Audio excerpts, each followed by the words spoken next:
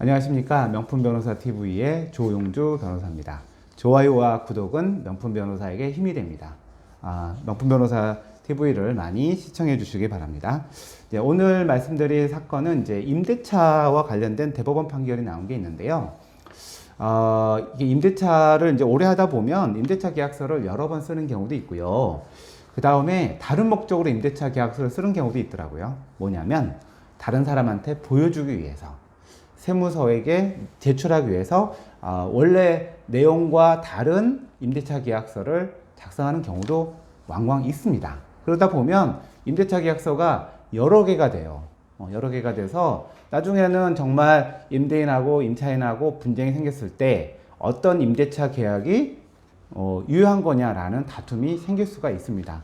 이번 대법원 판결 나온 사건도 마찬가지로 다른 목적으로 작성한 임대차 계약서들이 있다 보니까 이거 나중에 임대인하고 임차인이 어떤 게 더 유리한지 가지고 서로 다툼이 생겼어요.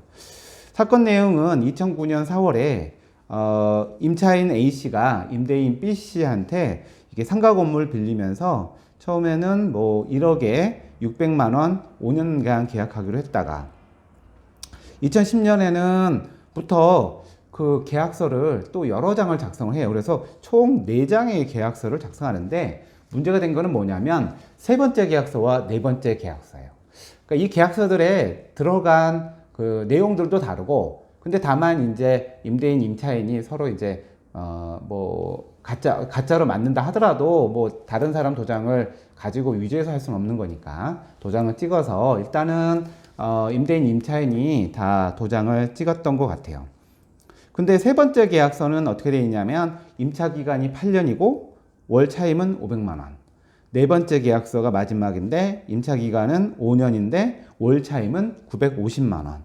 이렇게 지금 되어 있어요. 그러니까 기간이 그 임차한 기간이 달라요. 그래서 이게 이제 나중에 문제가 된 건 뭐냐면 임차인은 이제 이걸 끝내고 싶어서 이제 나가려고 하는 거죠.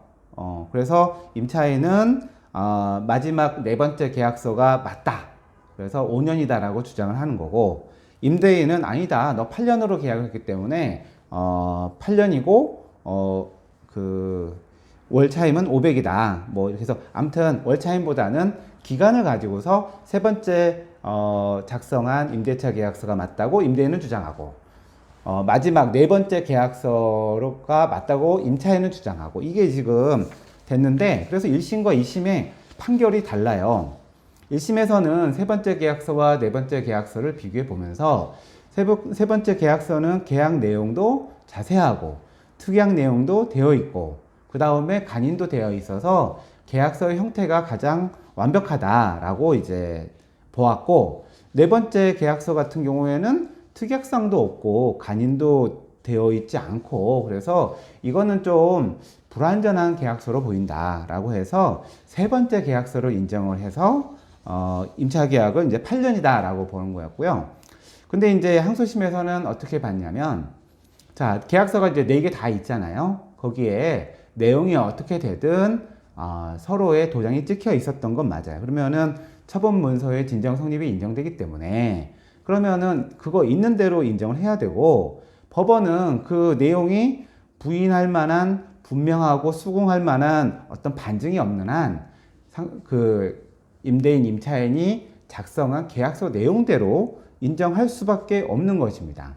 근데 지금 세 번째 계약서와 네 번째 계약서 같은 경우에 네 번째가 마지막이고 세 번째가 그 전에 계약서인데, 그러면 가장 마지막에 작성한 계약서가 이 사람들의 의사에 부합한다라고 봐야지, 이거를 그 세 번째 작성한 계약서대로 됐다 이렇게 보기는 어렵다라고 했고, 더군다나 이 항소심에서는 이 세 번째 계약서는 세무서에 보내주기 위해서 허위로 작성된 것으로도 보인다, 뭐 이런 내용까지도 있는 것 같아요.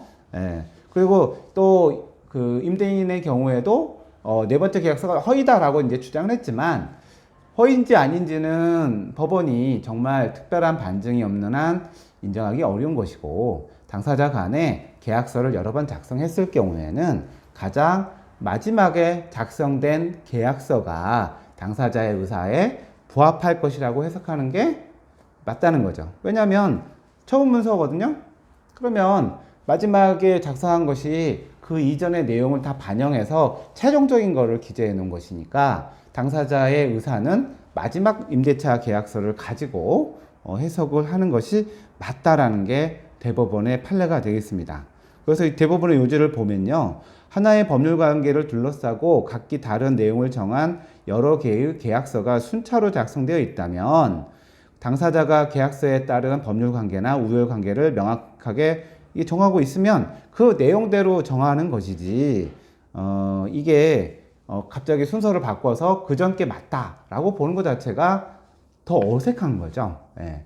마지막에 작성된 허위라면은 그건 빼야 되겠죠. 근데 다 진정하게 작성된 처분 문서라면 가장 마지막에 작성된 처분 문서인 임대차 계약의 내용에 따라서 그 사람들의 의사가 있었다고 보는 것이 맞는 거다라는 것이 대법원의 판례가 되겠습니다. 그래서 이 사건은 결국 임차인이 자기 기간이 5년이다라고 주장한 것이 받아들여져서 임대인이 남은 보증금 중에 밀린 월세를 공제한 돈을 지급하라라는 판결이 이제 확정되게 되었습니다. 네, 그래서 이런 사건들을 볼 때마다 이제 느끼는 건데요. 사실 어떤 계약서든 간에 서로 이름과 도장을 한 이후에는 그 계약에서 벗어나는 게 무척 어려운 일입니다. 그래서 그거와 다른 내용을 주장하는 것 자체가 사실 말이 안 돼요. 예. 그것도 어떻게 강압에 의해서나 사기에 의해서나 이렇게 작성되는 경우가 많지 않기 때문에 대부분 재판할 때는 그 처분 문서에 따라서 재판하는 게 원칙이고요. 이거와 다른 어떤 특별한 사정을 입증을 해서 한다는 것은 아주 특별한 경우만이 가능합니다. 근데 실제로 심의하다 보면 계약서는 계약서대로 있는데 이거를 인정 못하겠다고 하는 의뢰인들이 많으세요. 그래서 솔직히 그 말을 쉽게 믿기는 좀 어렵거든요. 여러분들 도장 찍으면 바꾸기 어렵다라는 거를 상식으로 알고 계셔야 되고요. 도장 찍은 대로 인정해야 되는데 그걸 또 인정하기 싫어서 다른 얘기 하는 것도 안 된다라는 것도 여러분들이 잘 이해하셨으면 좋겠습니다. 이상 판결의 소개를 마치겠습니다. 감사합니다.